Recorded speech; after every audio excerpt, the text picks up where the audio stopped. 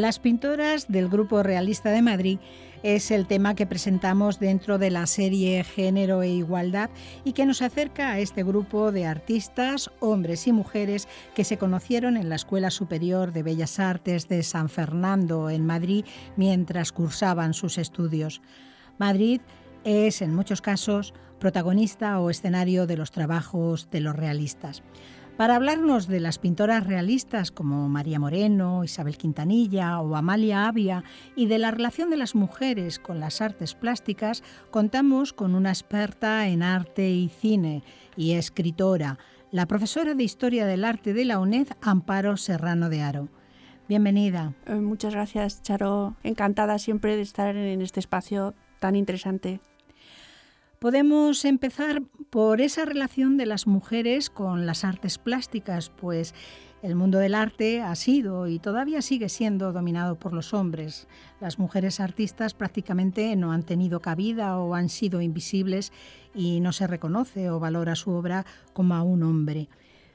¿Cómo se introduce la mujer en este mundo tan complicado y cerrado de las artes plásticas, donde hay mujeres artistas muy importantes? Pero, ¿cómo se puede abrir hueco la mujer en este espacio tan machista? Absolutamente de acuerdo contigo. Bueno, este es todo un proceso muy largo que podríamos, como tú sabes, y creo que además tú y yo hicimos un programa sobre la mujer en el barroco, especialmente sobre la figura de Artemisia Gentileschi. Efectivamente. Es un proceso muy largo que nos tomaría otra conversación, ¿no? Pero lo que sí se puede decir es que durante mucho tiempo, tanto el mundo del arte como la historia del mundo del arte se ha centrado en las figuras masculinas. Hemos descubierto, por supuesto, que existían y han existido mujeres artistas a pesar de las fuertes dificultades que tuvieron para ejercer su arte y para ser aceptadas por una sociedad que dejaba a la mujer relegada a las funciones de la casa y que solo permitía a los hombres ejercer una actividad de cualquier tipo, intelectual, artística, política, por supuesto, y social. Todo lo que suponía una actividad fuera del ámbito de la casa era considerado el dominio masculino. Las mujeres, no solo el movimiento de recuperación de la mujer o el movimiento feminista de la crítica de arte, no solo ha permitido recuperar a muchas mujeres muy valiosas, tan valiosas que sus obras se confunden con la de los hombres, como en el caso de Judith Leister y Frans Hals, o en el caso de Artemisia Gentileschi y el mismo Caravaggio, y por supuesto su padre, Horacio Gentileschi, y muchos otros casos que podría citar, como por ejemplo Sofonisba, Anguissola y el Greco, etcétera, etcétera. No solo ha sido recuperar a estas figuras y deslindar su trabajo de sus contemporáneos masculinos que muchas veces se llevaron la autoría de las obras, sino también entender cómo se ha producido ese proceso desde el punto de vista social, histórico y casi diría yo antropológico, y desde luego ideológico, ¿no? Y teórico. Y también ahora mismo nos encontramos con desde los años 70, de los años 80, un análisis de lo que es la identidad, ¿no? En torno al arte del cuerpo, en torno al arte que busca una identidad fuera de los patrones convencionales. Las mujeres artistas están realmente haciendo una deconstrucción de lo que es la imagen tanto sexual como social de la mujer y de los géneros, en definitiva, que yo creo que es ahora quizás una de las cosas más interesantes y una de las temáticas más importantes del mundo del arte. O sea, podríamos decir que hay dos líneas principales, una de tipo teórico, que es la recuperación de estas figuras, y otra de tipo puramente artístico, que surge en torno a los años 80 con este trabajo deconstructivo del arte, o sea, de las propias artistas, que creo que ahora mismo su obra está siendo más interesante incluso, diría yo, que la de sus homólogos masculinos. Si le parece bien, podríamos, antes de centrarnos en las pintoras realistas de Madrid, en un aspecto también importante, la mujer y la vanguardia. ¿Qué relación? ¿Cómo se introducen también ellas? Es un periodo súper importante, es a principios del siglo XX, es el momento que empieza, bueno, ha empezado ya el movimiento feminista.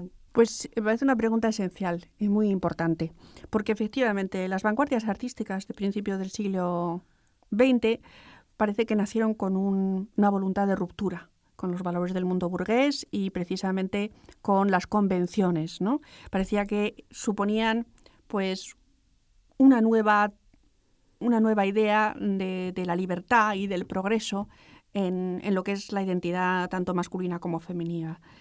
Y estas reivindicaciones de orden político y social de la vanguardia, a pesar de que la mayoría de sus obras fueron compradas y en realidad fueron reabsorbidos por la misma sociedad contra la cual actuaban, pero esas reivindicaciones parecía que iban a permitir y que, como consecuencia lógica, iban a determinar que la mujer hubiese tenido un papel mucho más libre y mucho más autónomo. Sin embargo, no fue así. Es decir, nos encontramos que con la vanguardia, con estos tópicos de bohemia, de vida loca, de fuera de las convenciones, pero que los hombres de la vanguardia en realidad redujeron a las mujeres al mismo papel o a un papel muy similar de simplemente de objeto, primero, objeto de sus obras y objeto también de uso y abandono dentro de lo que también fue su vida personal.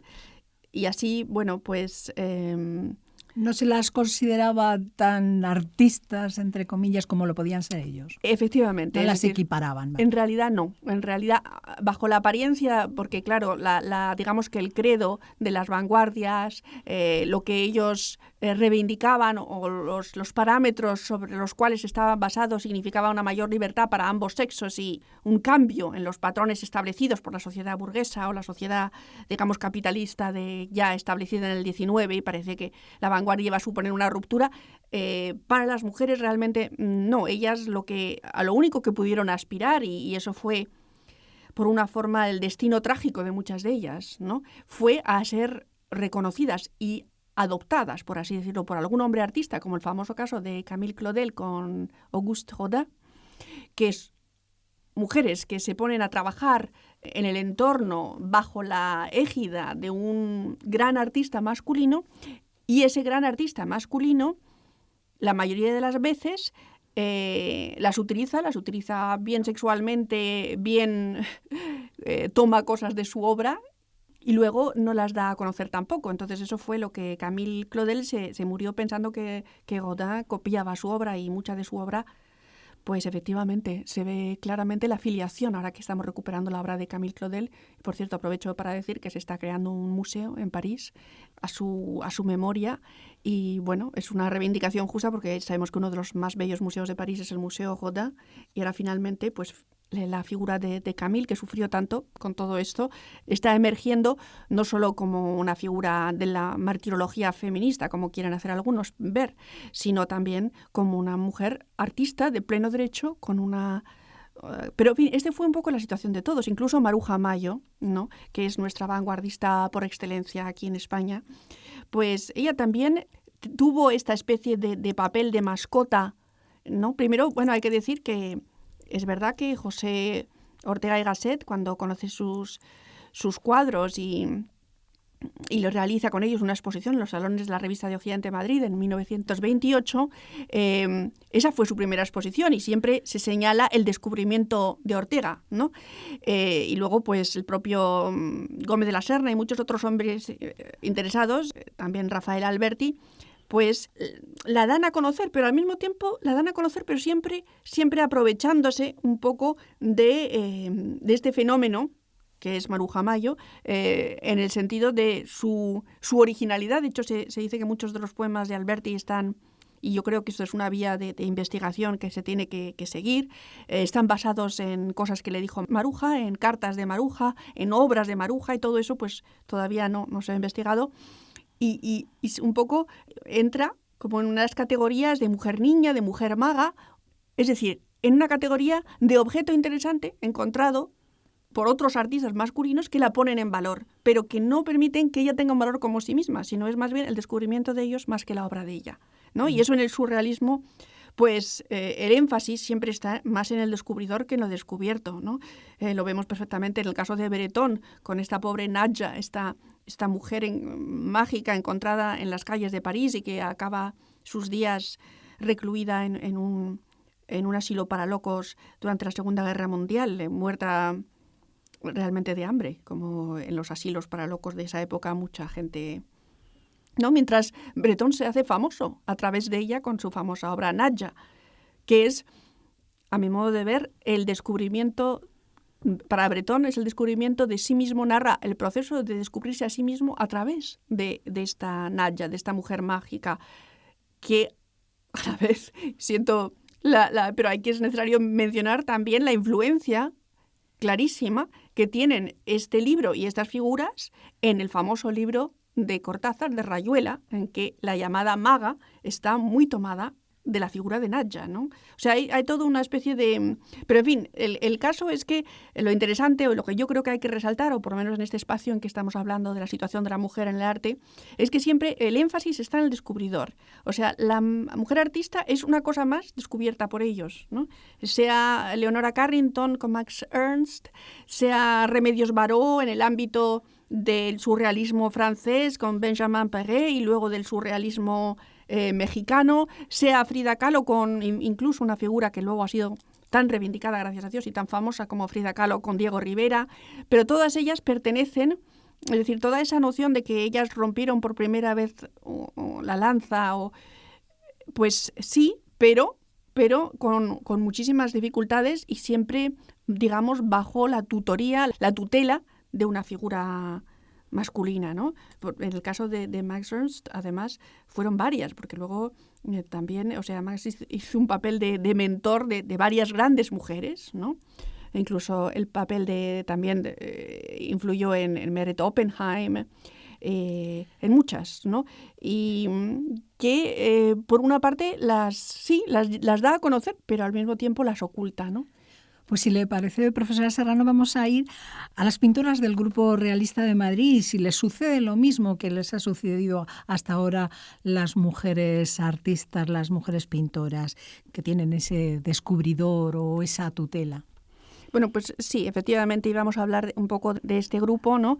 Que son una serie de artistas que surgen, que se hacen famosos en los años 50, 60 y sobre todo posteriormente. Todos sabemos que el más famoso es el pintor Antonio López, ¿no? Pero también dentro de este grupo de los pintores realistas está Julio López y también pues Lucio Muñoz, en fin. Pero lo que menos se conoce, aunque ahora empiezan a salir, ¿no?, a la luz y especialmente pues me remonto a dos exposiciones, Compañeros en Madrid y recientemente la exposición Realistas de Madrid del Museo Thyssen, que se celebró en el 2016, ¿no? Estas mujeres, que son Amalia Avia, nacida en 1920 y murió en el 2011, Isabel Quintanilla, nacida en 1938, María Moreno, nacida en 1933 y Esperanza Parada, 1928 y decidida en el 2011 también, pues estas mujeres pues han ido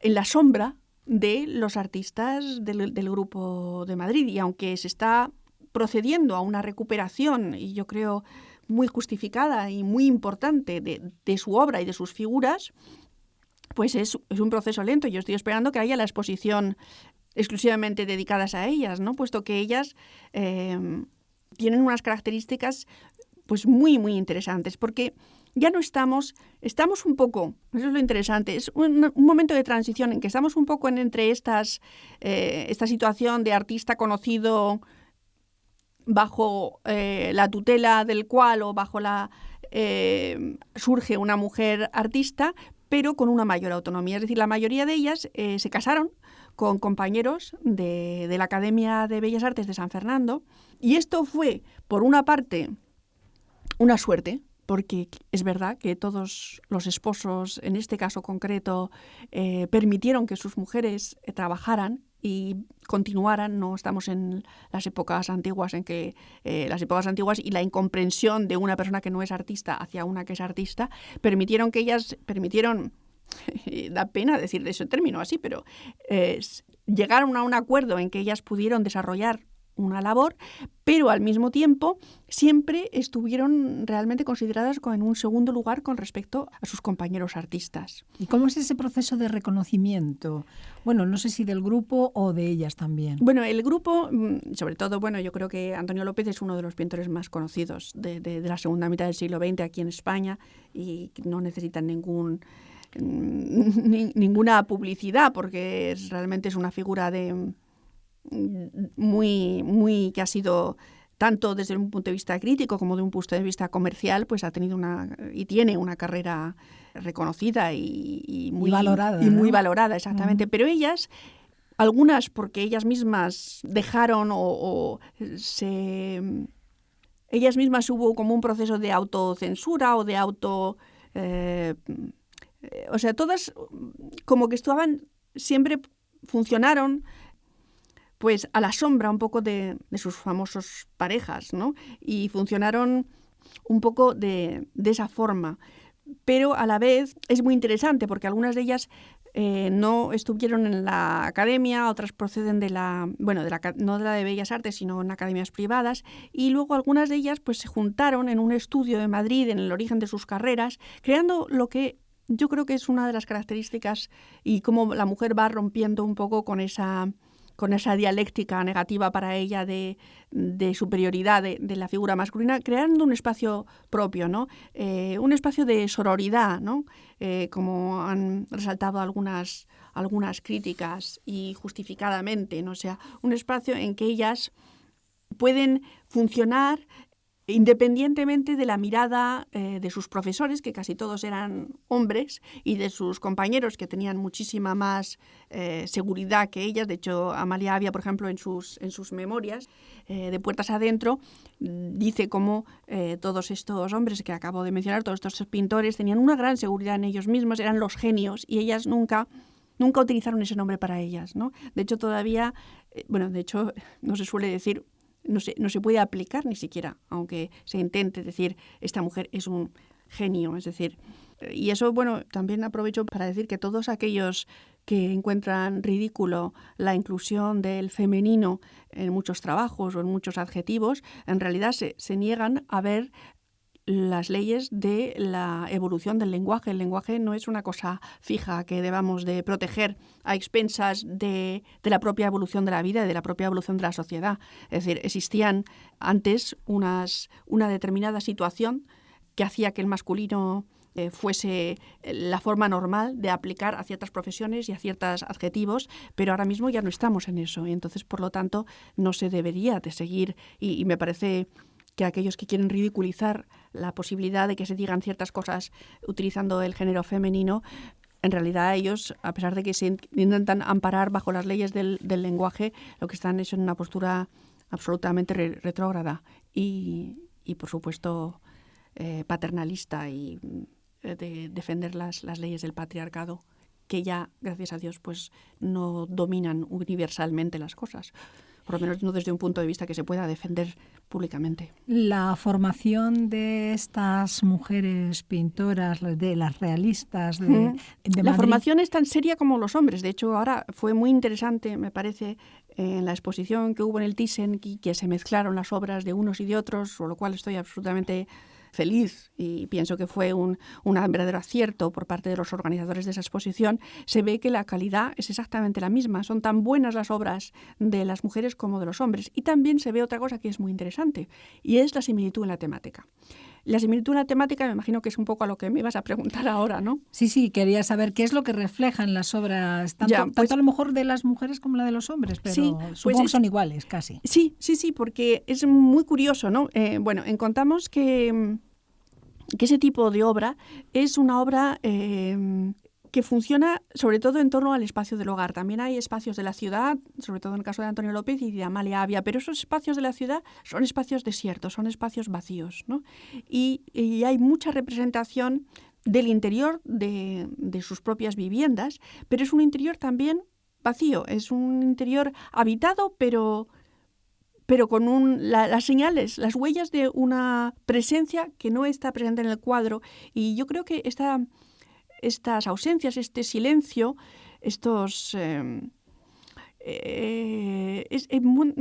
marca de alguna forma un secreto, ¿no? Es decir, las obras nos aparecen como unas obras, puesto que son figurativas, eminentemente fáciles de leer y a la vez con un misterio, yo creo que ese misterio, esa ocultación o esa intimidad que se presenta en esas obras está también relacionada con la censura, ¿no? Estos tiempos de silencio del que habló, claro, en bellísimo título Martín Santos, y que se refiere a todo eso que no se podía decir, porque tenemos que darnos cuenta que en esa época la censura funcionaba no solo como censura política, sino también, y a través también de la censura de las conciencias o religiosa, se censuraba una postura vital también. Entonces, de alguna forma, al hacer un arte realista, un arte figurativo, pues era mucho más difícil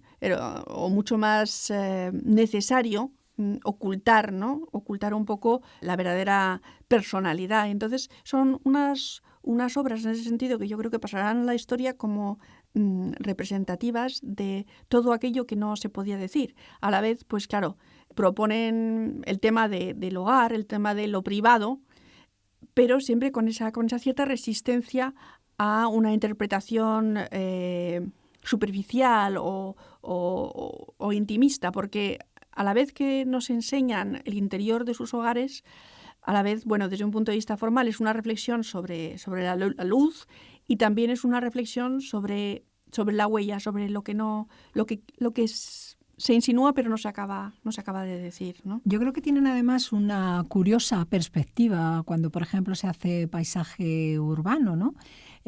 Porque, bueno, pues muchas veces lo que decía está solo lo que es los edificios, las calles en solitario, y además algunas veces desde una perspectiva como si lo estuvieran haciendo desde la ventana de su casa, ¿no? Sí, eso es absolutamente. curioso. Yo creo que sí, porque es un mundo en que no existe la palabra del público, o sea, no existe la palabra de la gente.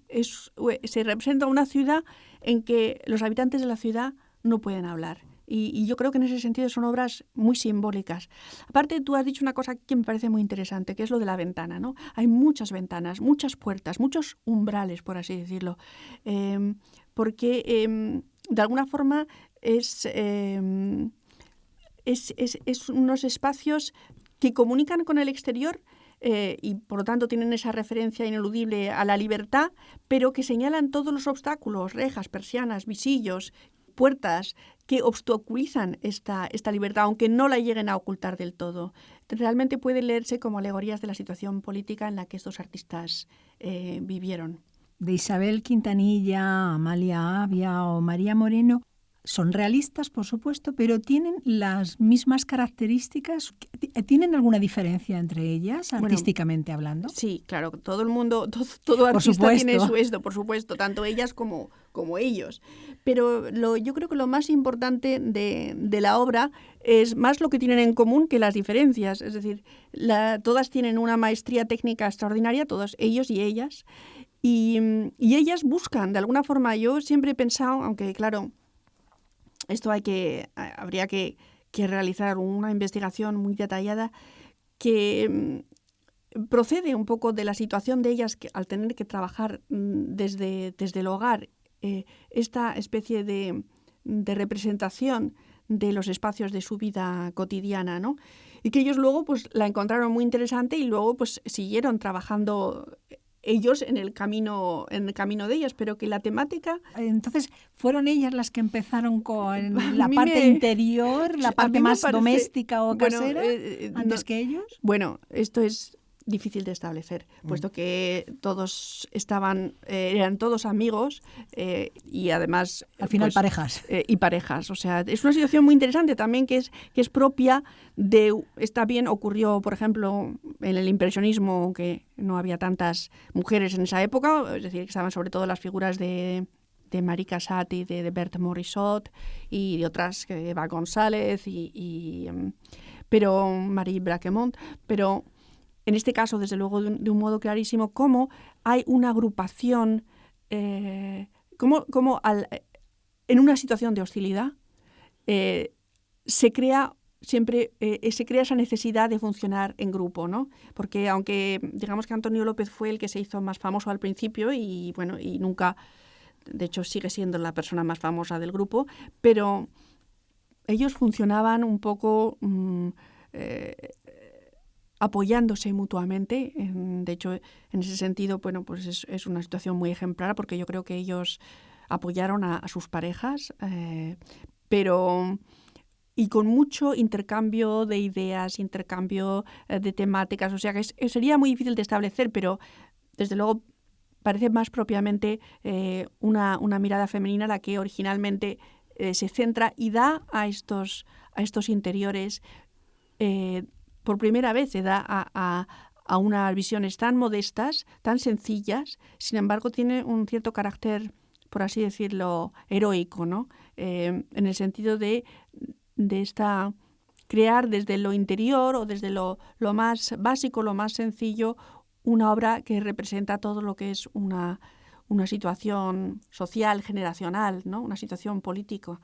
¿De alguna manera quieren documentar la realidad o captar la realidad?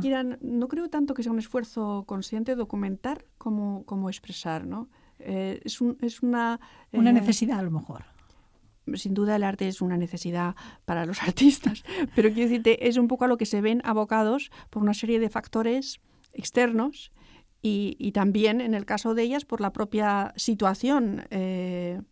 Y entonces, bueno, yo creo que en ese sentido es un momento y es un movimiento pictórico que cada vez va a resultar más, desde un punto de vista histórico, más cargado de significado y de